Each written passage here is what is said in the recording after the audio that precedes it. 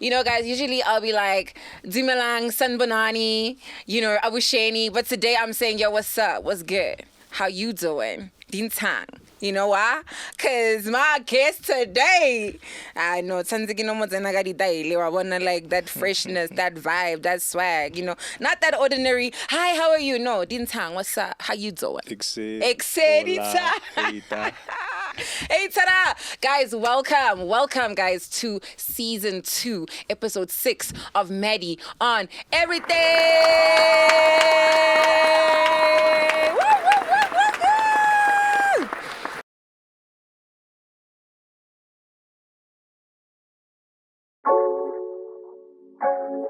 Yo, it's Maddie. I'm back with that fire. Could never leave you guys hanging for way too long. You know what's up. Yo, guys, namhlanje. Hey, thank you so much, guys, for joining me on another amazing episode of Maddie on Everything. It's your girl, Zamkolo Tenjiwe Madungandaba, also known as Zama Madungs, also known simply as Maddie T on the streets, y'all. And today on Maddie on Everything, season 2, episode 6, I have for you guys, someone who has actually become so close into my life and into my heart. And, I cannot wait for this conversation because we were supposed to have this conversation like 5 weeks ago. And my guy says to me, yo, my hair's not cut though. But granted, I kind of did give him a little bit of short notice. But I'm here though. You here though. You here. I'm finally here. You kill me. He's not even, he's not shy, and I love that. You're not even shy about it. I am, the guests don't know who you are. Let me let them know who you are. Introduce me. Finally. You do it better anyway. Let me introduce you. Guys, so today I'm excited. I've got another guest with me. So as you guys know, I get really, really hyped when I have people that I can share this platform with, right? So as much as I love to talk to you guys on my own, I love to conversate and have people that we bounce off of and we share this knowledge. So guys, today I have with me somebody, a man who was born and bred in the close-knit Lotus Gardens suburb of Pretoria West. He is a multifaceted artist whose sonic tapestry weaves together the vibrant threads of hip-hop, the soulful hues of R&B, and the infectious rhythms of amapiano. This dynamic blend forms the foundation of his current sound, with a horizon that promises exploration into the captivating realms of pure amapiano and Afro and or tech. Yo. So this is where he wants to take it, right? Such an intro. Listen, we're still going. We're still going. Wait. We're still going. I feel like I'm having an out-of-body experience. Proceed. I am proceeding. Okay.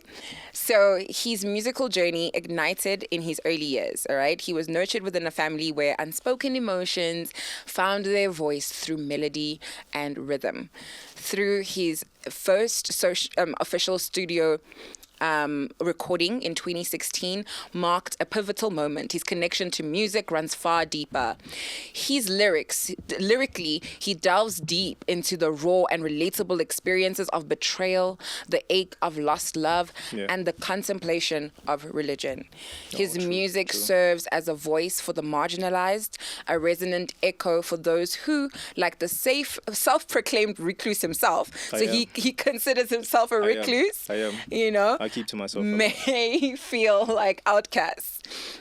With a profound sense of purpose, he aims to transcend mere entertainment, striving to touch and transform the lives of young, troubled souls through art. Are you guys hearing me? Yeah. So a significant milestone in his career is the release of his EP Starry Night, which we'll get into, which features a collaboration with the renowned South African amapiano producer duo Black Nick and Master Black.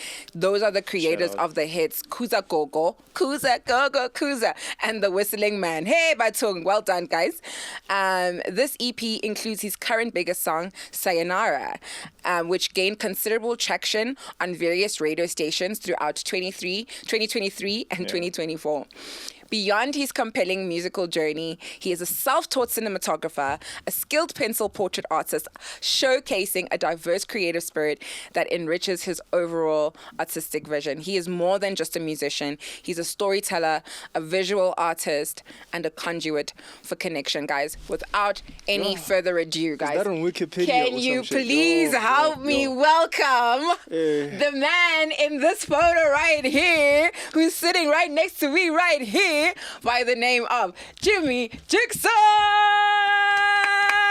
Thank you so much for having me. Jimmy Jigson. As I'm going to introduce you, hey, that's We're the cool. first. Hey, that's the first. We're cool. Hey. I love your energy, dog. I love yo. Thank you. And I also love your energy because you're like the first guest that I've ever had who is literally chiming in as I wish. Thank you. It can only be Jimmy, like, yo, no, hey, yeah. No, like, literally, I'm so happy to have you here. It's been a long time coming. How you doing? I want to introduce you in my own way. Like, literally, he said, like, this is what it is. I sent him a voice note about what I think about Jimmy. I said, Jimmy, you are a multidisciplinary creative. He's shot my videos for me. He shoots my videos through Reliving, and his partner Shimmy, who's actually here. Yeah. Shout out Shimmy. What's up? You know, and they did my Trap Goddess music video. He edited my video. We doing the Crush music video. He is doing pencil art, and he actually just revealed to me, and his art is beautiful, guys. Like the portraits. I'm actually going to show you. Brought like a sample. Yeah, but I'm going to actually put up pictures for the people to see. So I'm going to probably say, my editor Zva, can you put the pictures now?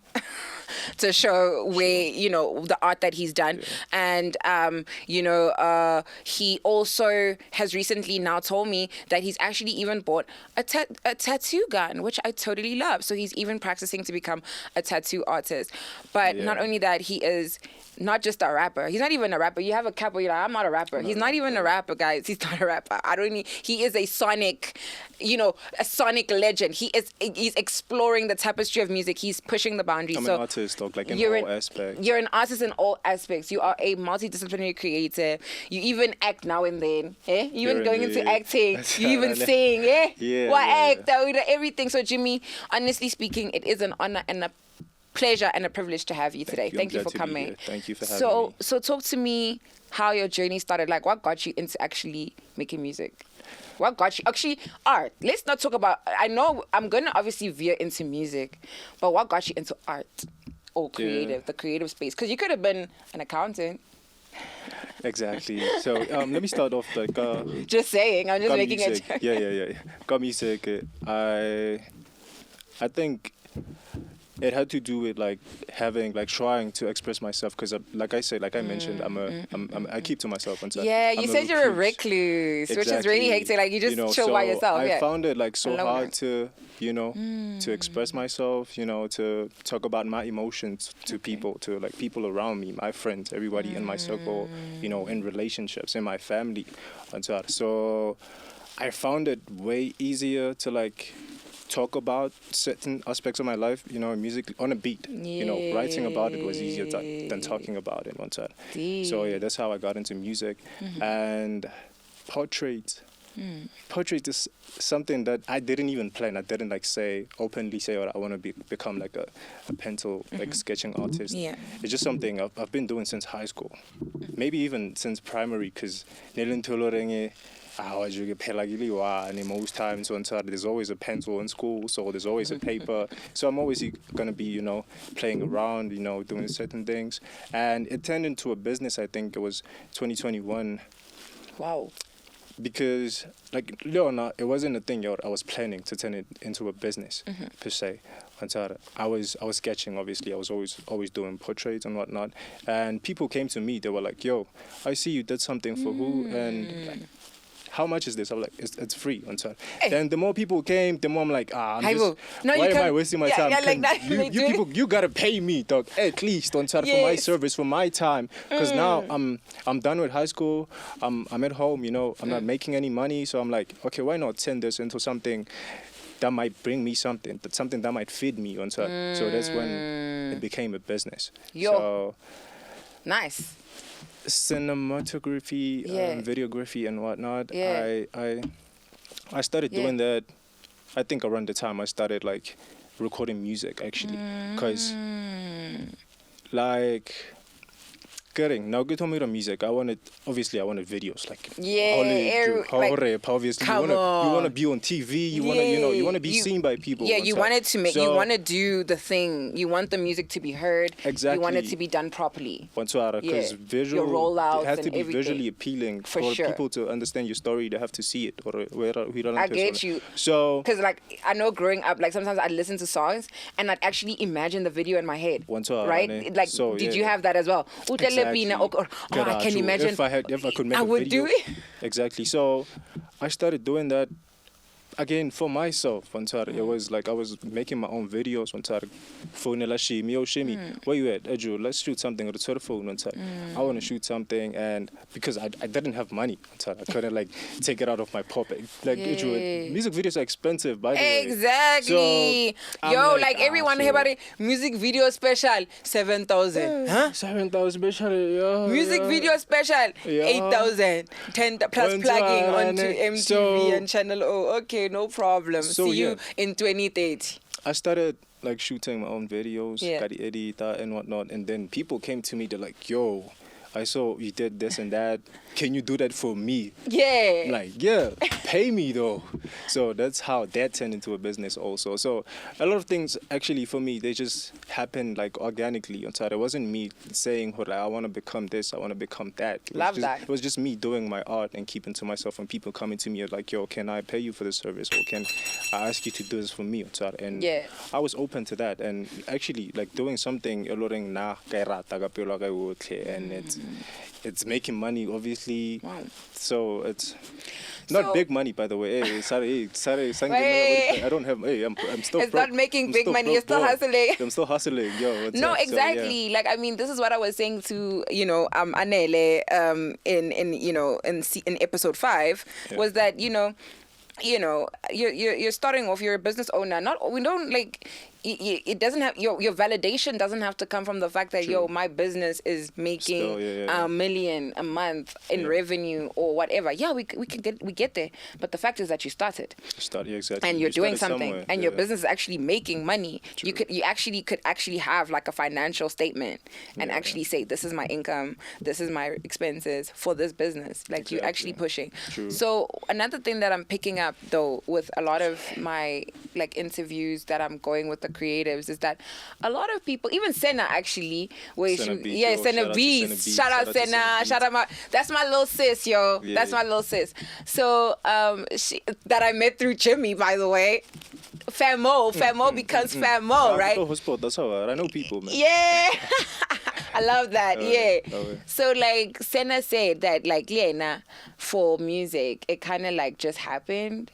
In that sense, or like producing, she kind of didn't say, it kind of, she just found herself practicing and finding that, okay, I like this, and just kept practicing.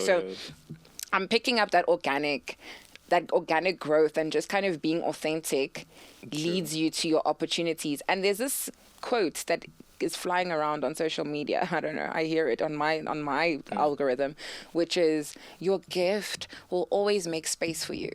And I think that's also what I'm picking up with your chat to say, look, I was just doing me. It wasn't a conscious decision. I was just doing me. But now your gift has made space for you. It did. Yeah. And I'm so grateful, actually. Yeah. Especially for like the people, around my circle and the people I've worked with, mostly, musically, like even in portraits. I'm always like open to learning. I'm not like even portraits. Somebody say you're good. I'm like I'm getting there. You're like I'm getting there. I'm getting there. The guy's humble, or maybe you don't see yourself, but it's good because sometimes it's like you're always chasing it, right? I'm always trying to improve. You're always trying to improve yourself, and there's nothing better than that. But I can tell you for free, your portraits are amazing. They always look lifelike, guys. Guys, I encourage you to support Jimmy Jigson. I'm going to give you his details probably in the bio of the description of this YouTube. You guys need to holler at him. His portraits are on point. It looks exactly like the picture, literally, but in pencil, obviously. Are there other mediums that you want to get into? I've tried water painting, but yeah, it's hard to control, and I am controlling. Hey! But yeah, I want to venture into like oil painting and yeah, like basically everything that has to do with paint on a canvas. I want to try that. Paint on a canvas. Yeah. Do you have particular? So you started with portraiture. Is that like for a reason? Or like, do you have like certain types of images or styles that you like? You know, certain people. So obviously, I spoke about mediums, but there's people who like, oh, I want black and white, or Yeah, I want, color, oh yeah, or I just only want landscapey face. Yeah. and What is shit. it? I think I like face. I like people's like faces. faces. I just like even Okay, I when get- meeting a new person, like I'd be staring at you, like your features, and you think, or maybe like it's half or something. But Yeah. in my mind, I'm thinking like, if I could turn you into a portrait, how would it look like? Or Yeah. shit like that. So I'm always like looking at people's eyes. I'm like, and not even in a romantic way, and just like artistically, and I study features. Yeah. Okay, so you really like faces. Yeah. What are your favorite features on Yo, people's faces? eyes. Eyes. So because you Yeah. said eyes. Eyes. So eyes are a thing. Tell me about eyes. What do they say about eyes? No, eyes. They say eyes, they're the key to the soul or they're something. the windows. Yeah, the to your window soul. to something. So yeah, you can you Damn. can tell a lot about a person, but just like looking at into their eyes. and like, okay, That's so, deep. Yeah. They do say the eyes don't lie. I never really got it, but I get it. What do you think it means? Like, you can tell a lot, really. So what does people's eyes tell you? And that's why maybe sometimes when you look at someone, they look away. They look away, especially even maybe you're asking somebody a question, Yeah, né? yeah. And they I get wouldn't you. when they answer you, né, if muthating had how level exactly in your eyes, they might be lying because it's Yeah. hard to lie to somebody. Kabo matlo. It's so hard, but we have like pathological lies. We so do. it's like, there's that, but yeah, I get you. the lies tell a lot of truth. The eyes tell a lot The of eyes, truths, yeah. right? I feel you a lot. So when it comes to your music, what are some of your influences? Obviously, I understand your sound now, as you've explained that, but like musically, where do you come from? What did you grow up listening to? Yo, obviously, Joe, dog. So, Mukwenzi wakuphe, mara Joe, wayo Bacardi was nanda there. so. You know, House was there House was before, there, way yeah. before I'm a piano. And now, Listen to the voice What's inside yo, your mind. shit like that. I'm being kind of like in that time, right? In the growing up time. Are you relating with these songs that I'm belting? everything. Like, I wasn't telling any classic house music song Yeah. that I wouldn't sing along to because, like, I don't know if I've mentioned this before, but in my bio, actually, you Yeah. said that like I grew up in a family that they didn't share a lot of words, but we shared a lot of music.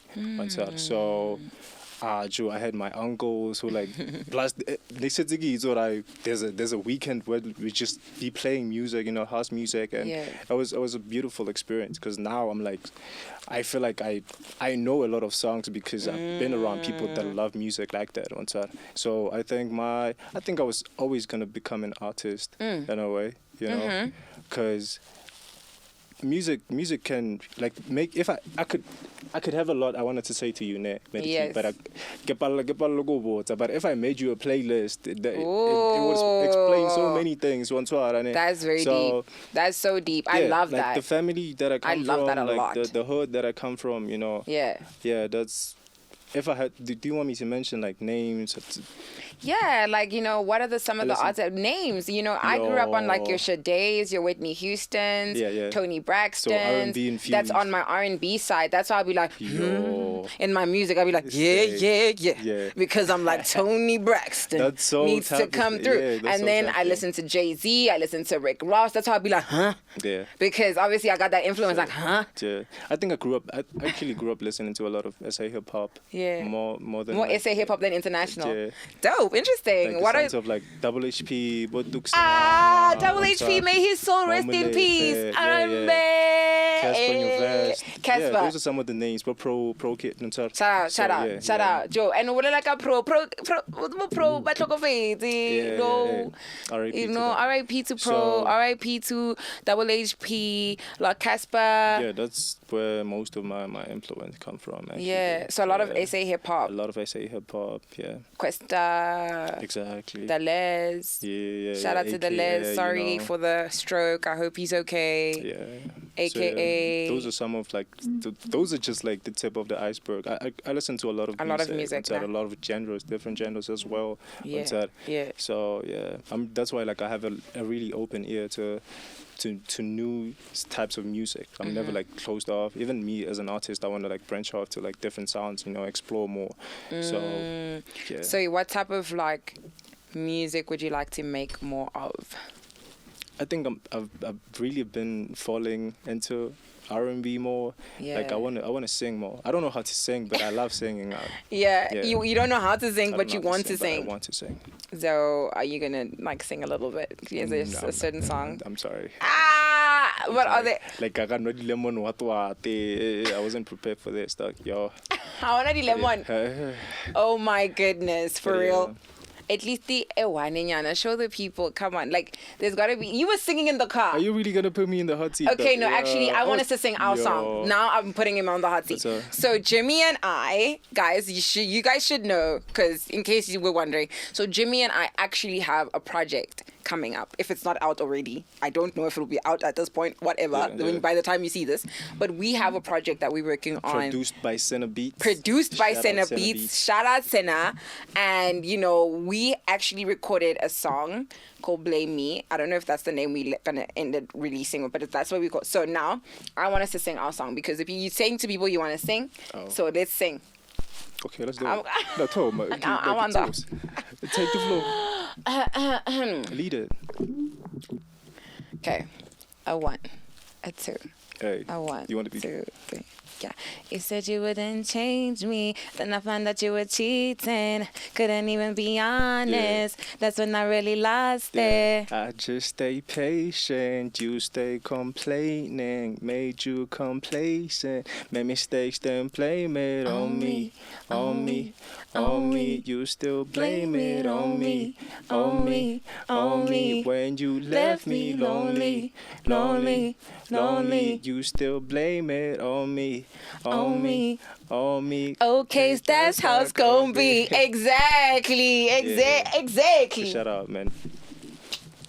Hopefully it dropped by now. Hopefully. But there you go. So you actually do have a singing voice, though. I do. And you should cultivate it, because I thought you did really well on the song. Thank you. Yeah, I think you should lean more into it, Yeah. So from the perspective of, now you growing up, you listening to music, and like you're saying, I was always going to be an artist, but how did you actually get into recording music? Like now you're saying it's what got you into the studio? What got you there? And how was your first experiences making music? I recorded my first song, I think it was definitely 2016. Negnale Beji. Oh, Beji. Shout out to Beji. Shout out to Beji. I need to get Beji on the pod. You should. Yeah. So we were still in high school. I get in 9. 10, somewhere there on side. So he was always rapping. He always had songs. Then I was like, yo. Now I'm somebody, I've always written songs, but I've never actually hopped in the studio. Then I heard he raps, and I heard his music. I'm like, yo, okay, I want to do this. But then I approached him. I approached him and I told him like, yo, I have something, Then he had a few beats. But we should just organize something, just hop in the studio and just do something together on set. Then I'm like, yeah, obviously. So that's how obviously. So yeah, we went to the studio Kolotas. Was it D Nice? Yeah, it was D Nice. Do you know D Nice? I'm remembering D Nice. I've heard the name D Nice. So whether I've been to the studio is a different thing. I don't think so. Yeah, we went there. But I remember the name. I've heard the name. Yeah, record. I think it was a Venek song. Yeah, I started rapping in Venek actually. You started rapping in Venek? Yeah, because Beji was already rapping in Venek, and I was like, true. Let me just one word. Then Pay look and move for the podcast. Hey, but so, that's a bad G verse. Yeah, eventually I ventured into like finding my own sound, and Okay.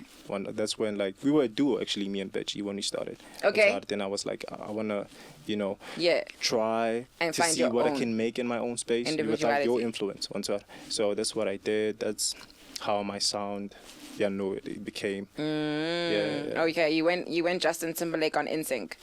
I'm kidding. Or is it So, yeah. you went Pusha T on Clips? Yo. I wonder. But then, because the brother, anyway, we'll get into that. Because, like, the Clips story, like, the brother didn't want to get into music anymore, didn't want to pursue the music, and then Pusha just went on. Just went by himself. Yeah. But now they're back together. It wasn't like that, yeah. Yeah. Or what was it like? Tell me, correct the story. What was it like? For me? Yeah, according to you.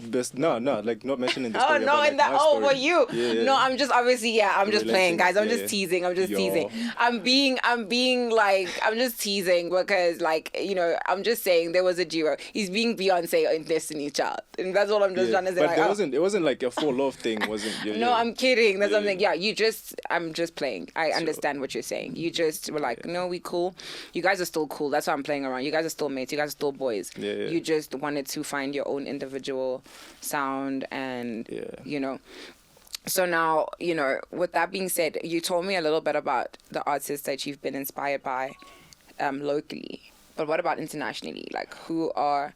Because obviously growing up, you said you listened to a lot of local hip-hop and your house music growing up. But then as time went, then, like, obviously you start listening to your international artists. Who are your favorites? Who are your influences internationally? Give me like 10. You got to give me like 10. I know it's hard because I could name it, like Kanye is one, obviously. Probably not. Okay, first I'll start. And I'm just like saying, there's like 100 people that you listen to. Come on. Yeah. But like off the top, okay, I think Michael Jackson. Yeah, but you love Kanye though. I do love Kanye. Okay, yeah, so I wasn't wrong. He's on the list. He is on the list. I wasn't Jackson, wrong. Michael Jackson. Drake. Yeah, Kanye. Drizzy. Kanye, yeah. Kendrick Lamar. Of course. Yo. Shit. Keep them coming. Like, I can't think of them, like, off the top. Like, the people that inspire you. So those are, like, the top 4. Yeah, those Everyone else fall back. Yeah. Jimmy. Yo. I listen to a lot of music. Okay, because, like, for me, I would probably add, like... I get what you're saying. I mean, there's the J. Cole's. Yeah. There's, J. Cole, Wale, the 50 Cents, but that's, like, a different generation. The G Unit. There's more Tupac. Yeah. Tupac. Yeah, there's a lot of, influences. Jay-Z. Jay-Z, one of my favorites, obviously. Yeah. He's one of my favorites. So, with that being said, I wanted to ask you something silly. What did you think about the Drake and Kendrick beef? Do you think it was created for PR and hype? Because that has been a burning question for me. Because they do that. Remember in South Africa when AKA and Casper, before AKA died, may he soul rest in peace, they would also have a beef, like where the two top like artists in a country now all of a sudden are fighting. Now, like, do you like? And then the next thing they squash the beef, and then the next thing they fight again. And we know historically that these things sometimes is like PR stunts. Yeah. So do you think it was a PR stunt? I'm asking. Hashtag questions that need answers. In my opinion, I don't know. I think Drake is way too emotional about it for it to be a PR stunt. Firstly, I get you. Yeah. So, no, I wasn't. It was deep. deep. I think it was real. It was a real thing. Yeah. Who won? Who won the beef? Nah, I'm kidding. I'm forever glazing Drizzy, bro. Even if you're not kidding, Hey. BBL Drizzy, dog. Drizzy. BBL Drizzy.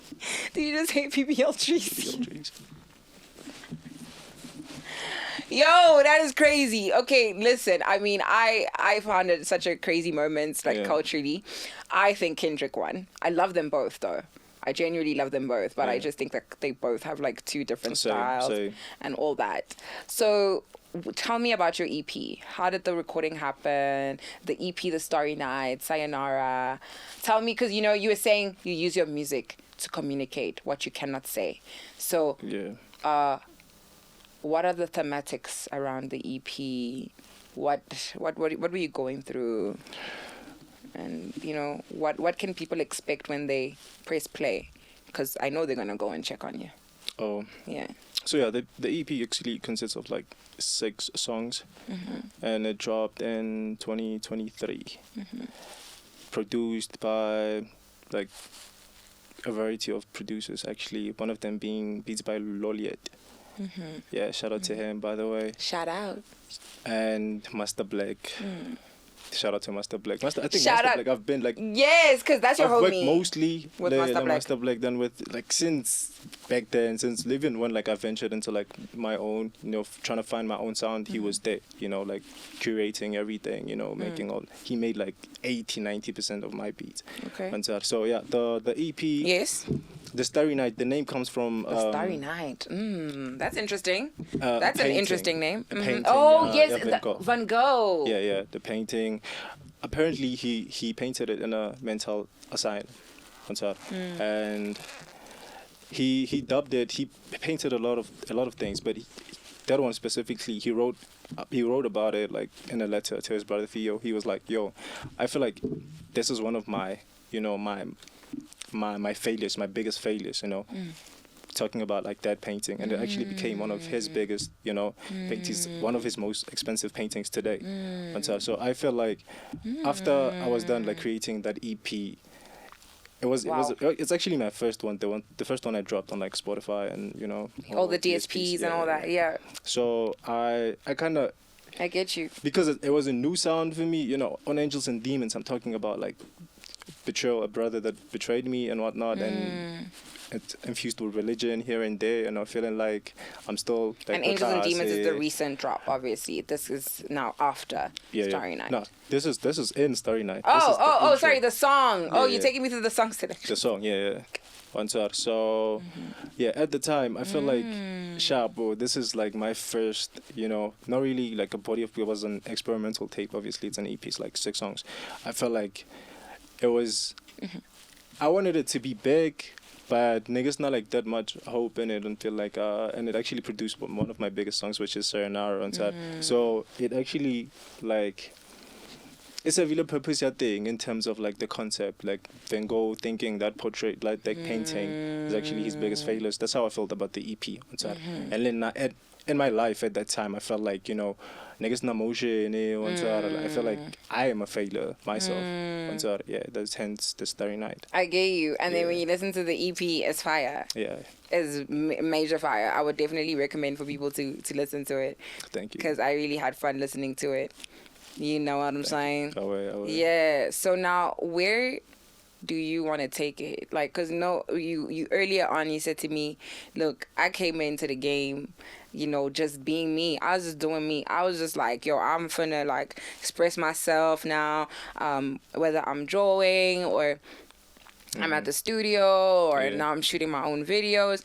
But now that you're in the game and you're making money from your art, do you are you still at that level where you're like, okay, I'm cool. I'm still just gonna treat it as a hobby, even though I make a little bit of money from it. I'm still trying to find where do you want to take it? Where do you want to take it? What's the plan for you? Obviously, I feel like it's in every artist, that banyaga like Spanish eyes like that big on out there, Yeah. My biggest problem was being too relaxed, I think. I like nigga cheats, dog, and I had this idea. I think one thing about For no problem. I'm getting there. You're getting there. No, take the long way. It's fine. Excuse me. One thing life taught me, the world doesn't owe you anything.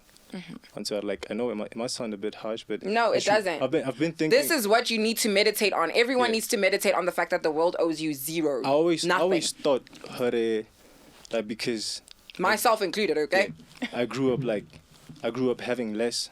Until I grew up like struggling a bit. Like, eventually, God or the universe would, balance shit out for me. Like automatically, like. I hear you. As soon as I learned like the things I didn't get it as a kid, I have to like go get them. I had to like grind on Tara and not just, I know there's manifestation, but I what's hear you. you have to like go get shit done on Tara. I'm so with you. I feel like my biggest problem was I was too relaxed. I feel like I had to drop music and people would eventually like come to me and listen to my music when I had to get myself out there. So I want to blow up, obviously, dog. I want to be one of the biggest artists in SA, if not the world. That's great. where I want to take it. That's where you want to take it. Yeah. So now you've decided that, look, I'm taking it there. Yep. I want to take that leap. Mm-hmm. That's amazing. And now, with that being said, I mean, it is quite a challenge, right? Because now, like, I'm not trying to talk down on you or me, because we are not special in the sense that in any way. Everybody wants it. Everybody. So with that being said, like, what are the challenges that you think that you have gone through as an artist, that maybe, I mean, I hear you saying you feel as though, like, no, I'm too relaxed, but I genuinely feel like we're in South Africa, guys, okay? We're not in the UK. We're in South Africa. Like, what do you think are some of the challenges that, as a young artist, you are facing, that I probably am also facing? What are some of those things that are precluding the breakthrough, I think it has to be, I don't know, my biggest issue, I feel like we have like a small pool of like consumers. Oh, like, that's a very valid point. The type of music that we make. So valid.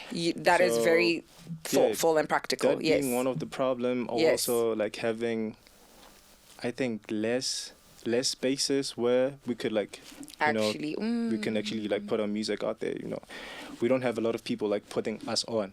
We have to do that for ourselves. And I think that's another point.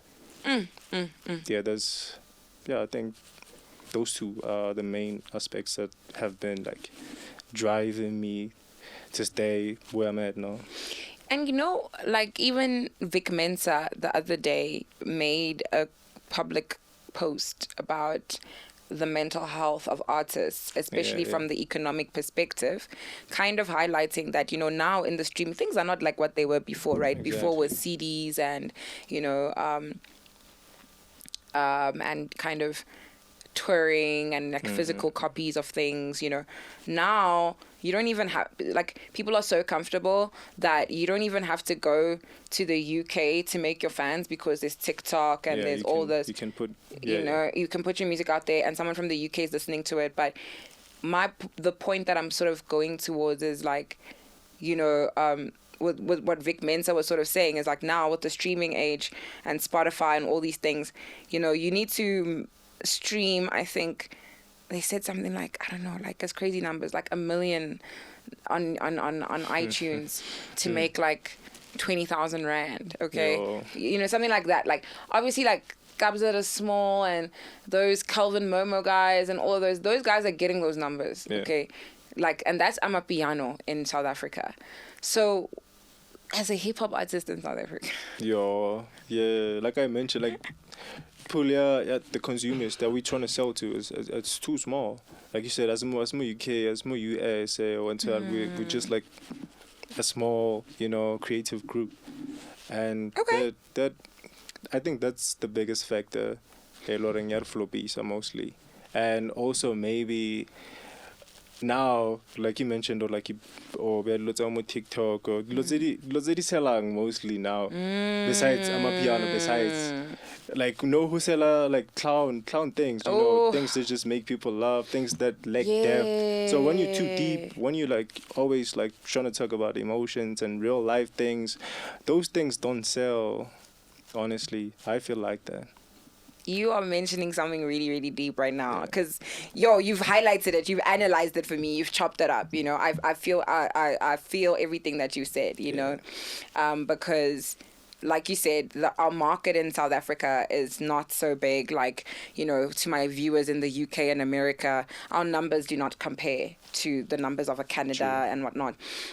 And of course, like you said, that one touches me a lot. It's like people don't respect authenticity anymore, or they don't respect depth anymore. All that we want is fluff. Exactly. Everyone just wants fluff. Like, no one wants to get into it. But I also do think that there is a place, because there are people who, you know, like I came across another video on Instagram, and, you know, guys, I'm 32 in December of 2025. I'm turning 32. And this lady was like, listen, if you're a rapper and you're over 30, please keep rapping, because, you know, there's that stigma that also, like, if you're like 35 and you're still rapping, like, what are you doing? Like, let's say you haven't blown up yet, and then they're like, why are you doing that? Why are you know, do something else, you know? That's crazy. Which this lady's like, please keep rapping. Why? Because she's like, the kids of today suck. You know, she's like, the music of today sucks. Like, she's like, it all sounds the same. I don't know what they're saying. She's like, look, if you are over 30 and you're still rapping, just keep rapping. You know what I'm saying? And I kind of felt that. So I'm sort of saying that, like, I really do feel that as much as there are these limitations, you know, that are real, and that I agree with you that are real, I do think that we have to notice and note that there are people that want to hear that genuine music. But it's actually just about finding that audience. People, Finding your audience is a very, very difficult thing.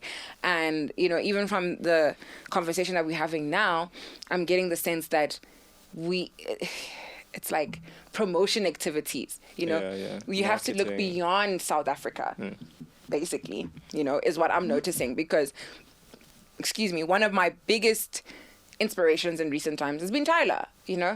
Tyler left South Africa. Yeah, she's so big. But she left South Africa. Understand? She went to America, and she started making herself relevant there. You know, so these are some of the things that I think that we have to start thinking about. Our audience. Exactly. And put yourself in front of your audience and be honest to say, hi, Mara, my audience is in Illinois. My audience is in Chicago. My audience is in the Netherlands. And actually, are we, you know, checking, you check your Spotify, your stats. And it does tell you. Do you check your stats? It does. I always. And what are your, like, biggest listeners? Actually, right now it's in SA. It's SA. Yeah, I get a lot of Americans listening to my. I got a lot of Americans when I drop Peaks and Valleys. Yeah, the recent one, Peaks and Valleys. That's when I got like a few listeners there in the US. They were like number 2 on the global thing. Yes, exactly. So now, with that being said, you know, are you going to do you believe in like 9 to 5 corporate life to sustain music or to sustain your art? How do you feel about that whole dynamic? Because there's been a big thing of art is not stable, and that has been one of my biggest. And it is true. Like, I don't think it's not, but you know what I mean. I mean, if you're an artist and it's not feeding you, I think that's where, like, most of our depressions come. And yes, the whole Vic Mensa thing. You start hating, you know, your creative process. You start hating, like, everything you create, because, like, you feel like, I dropped an album, 30 tracks, go grab $5. And you put so much into that. Like, you paid for studio time, you paid for, you know, so many things. And I feel like if you're in a space where you feel like, now I need money, you know, to feed myself, to feed my art, because, like, art, it's an investment, dog. You have to put money into an investment. You can't just, like, expect like money's gonna come out of nowhere. So if you have to get a job, if you have to get a 9 to 5, do that. So yeah, that's my take on that. So you do support it? I do support it. Okay. And, like, what do you think is wrapped up, like, as we're wrapping it up, because I know we like going over time and all that. T, on what number are we? What minutes are we on? 43. 43 minutes. Okay, that's not too bad. So we're going to wrap it up. Thanks for the overtime. Sure. So I wanted to get you to let the people know, what do you think is the state of hip-hop in South Africa right now? What do you think is the state of the culture in SA hip-hop? The state of the culture. And looking at, and then, also looking at, like, what's coming up, you know, broadly. What is your view of, outside of the fact that our market is small, what is the state of the culture in SA hip-hop? How are you feeling about SA hip-hop? You know, I think I've like over the years I've heard a lot of people saying, you know, hip hop in general, like in SA, like it fell off, and Yeah, everyone's like, oh, hip hop's dead. Hip hop is dead. Hip hop died, and I don't share that opinion because I feel like hip hop has always like been like consistent. We've had years where like we know we don't have like the biggest hip hop album this year, but it's always been, for me, it's always been consistent. It's always been like now I think now it's bigger than before, but like I said, honale genre where they come and then they like they're louder than hip hop suddenly and shit like that. But hip hop has always stayed in that lane. I like that analogy. So now there's amapianos obviously like the loudest now and people are still saying the hip hop fell off.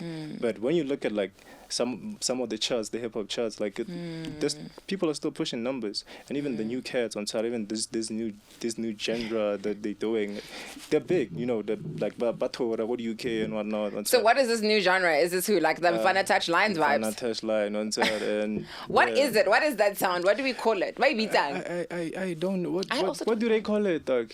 What do they call that genre? Hey, yeah, but it's interesting. I get you. Yeah, it's interesting. Yeah, it's pushing the culture. It's different. So yeah. But I don't know. Does that qualify as hip hop? Because I really thought that was something else. I didn't really put it under hip hop. It's hip hop infused. They're rapping. It's kwaito. It's kwaito hip hop. Kwaito hip hop. Hey, yeah, it's I know. But I like that. You know, we need that. It's a subgenre under hip hop. Okay. Yeah. But guys, let's be real. Don't you think Amapiano is a subgenre under hip hop? No, you know why? I need to chop this up now. Yeah. Because on Amapiano, all they do is rap. Exactly. That's all they do. Okay, not everyone. Okay, I'm not talking about like the girls that sing on the songs and that go, hi. I'm not talking about them. I'm talking about Maporisa. Or I'm talking about who's this, the other one, Focalistic. Yeah. A lot of the times they're rapping. They're rapping like on Amapiano beats. Yeah. It could like qualify as a subgenre under Birimaru. But obviously the beat is way different. Yeah, the beat is different. I hear you. So then, Jimmy, in closing and finality, I mean, is there anything that you want to share with the peoples? Is there anything you want to, leave a message of encouragement to someone, someone younger than you, older than you, actually even whomever, who would want to get into this journey of art? What message would you want to leave to them? I want to be like simple about it. I just want to say like be kind. Like be kind to yourself firstly, and be kind to like everyone you meet, because like the creative space, we're small at age, like we're so that's so true. So you have to make kindness your first reaction to everything. You have to make love your first reaction to everything.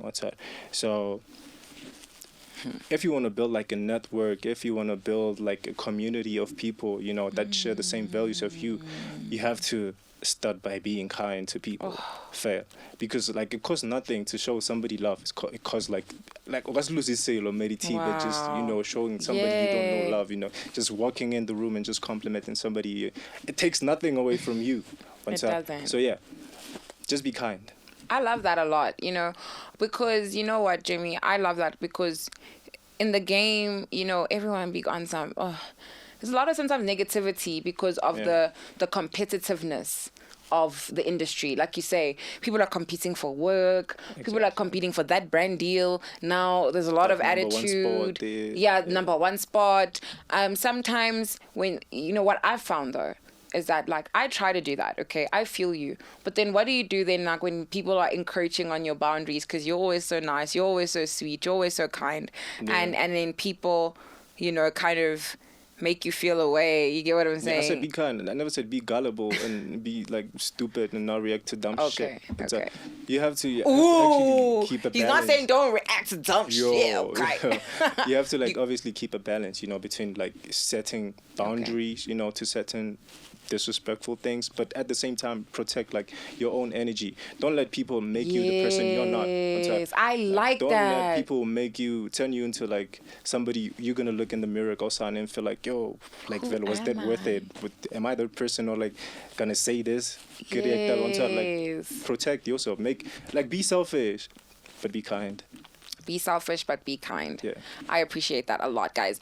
Limutlile. Jimmy Utlile. Arifa, the insights, guys. I'm really excited. Thank you so much for coming over. It's been an amazing one. Thank you for honoring my invitation. And I can't wait for our project to be killing it. And guys, please follow Jimmy on Instagram and social media. Do you have TikTok? You do have TikTok. TikTok, Facebook, everything. And on my side, guys, let's wrap it up. This has been episode 6 of Maddie on Everything. I've had the wonderful Jimmy Jigson on the show, and guys, it's just been amazing. And for now, I'm gonna say I will see you for episode 7 next time. Thank you for joining me, and have a lovely morning, afternoon, evening, wherever you are. Lots of love. Cheers, y'all.